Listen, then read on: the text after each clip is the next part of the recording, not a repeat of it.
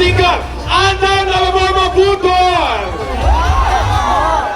Parang kasi mga single, mga gwapo mga single ni Rimi, mga gwapo mga single, i-nominate na.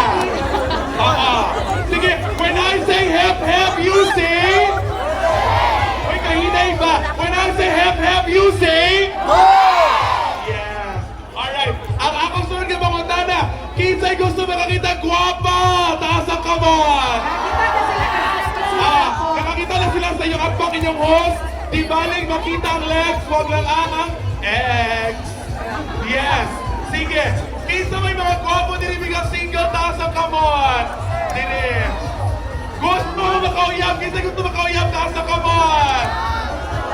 Kung gusto makauyab, hep hep! Hep hep! Di na natin manugayan pa! Ala, let's go!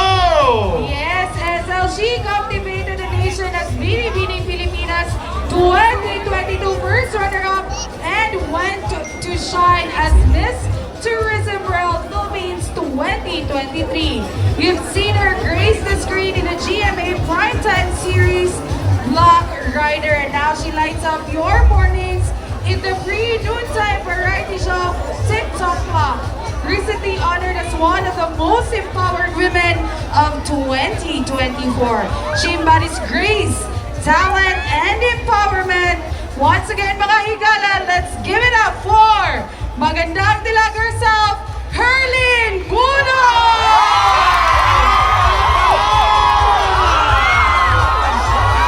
Let's go! Happy Fiesta po sa inyo lahat! Parang nawawala na kayo ng energy! Hep hep! Sa bandang kanan parang bumubulong! Hep hep! Eh dito may papatalo ko kayo! Hep hep! Ako po ay komedyante, hindi ho ako singer, music maestro! Hello po, Senator Bong,